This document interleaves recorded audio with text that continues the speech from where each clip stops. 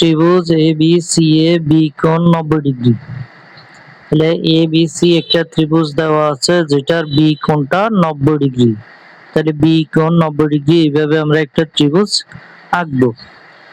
তাহলে আমাদের একটা ত্রিভুজ আঁকবো যেটার মধ্যে বি কোণ 90 ডিগ্রি। এ সি সমান 2ab, অর্থাৎ এবি কে 2 দ্বারা গুণ করলে এসি এর মান পাবো আমরা। তবে সি কোণের মান কত? তাহলে আমরা প্রথমে একটা ত্রিভুজ আঁকবো। ত্রিভুজ আমরা এঁকে নিলাম।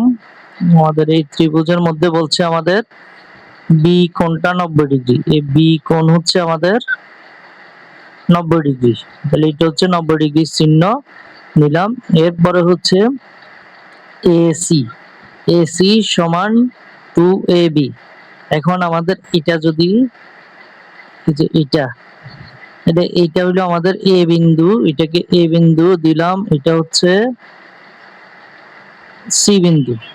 তাহলে আমাদের ত্রিভুজটা হচ্ছে A B C. A B C ত্রিভুজের মধ্যে আমাদের এ সি হচ্ছে এ বি কে 2 দ্বারা গুণ করলে পাবো। তাহলে এ বিটা কত? ধরে নিলাম আমাদের এ বি হচ্ছে এক্স। এ বি যদি এক্স হয় তাহলে এ সি হচ্ছে 2 ইন্টু এ বি, অর্থাৎ 2 ইন্টু এক্স, তাহলে 2x।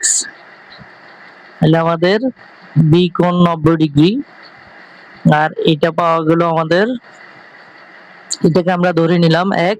তাহলে এসি হচ্ছে 2x। আমাদেরকে বের করতে বলছে সি কোণের মান কত। তাহলে সি কোণ হচ্ছে, সি কোণ এটা যদি আমাদের থিটা হয়, ধরে নিলাম এটা থিটা, থিটা না ধরলেও হবে। তাহলে কোণ এটা বের করব।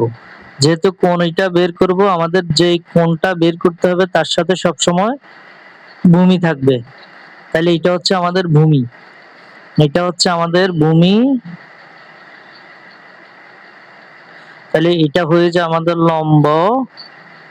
যে কোণটা নির্দেশ করা থাকবে তার বিপরীতে থাকবে লম্বটা, আর সমকোণের বিপরীত বাহুটা হচ্ছে অতিভুজ।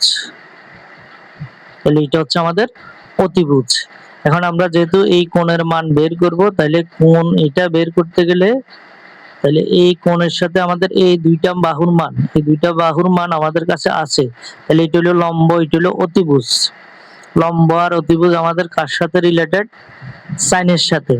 সাইন থিটা সমান লম্ব বাই অতিভুজ। তাহলে এই জায়গা থেকে এখন আমরা দিতে পারি সাইন থিটা সমান, সুতরাং সাইন থিটা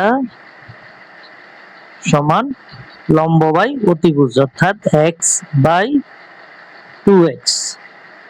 এরপরে বা সাইন থিটা সমান x x কাটা গেলে হাফ সাইন থিটা সমান, সাইন কত ডিগ্রির মান? আমাদের হাফ।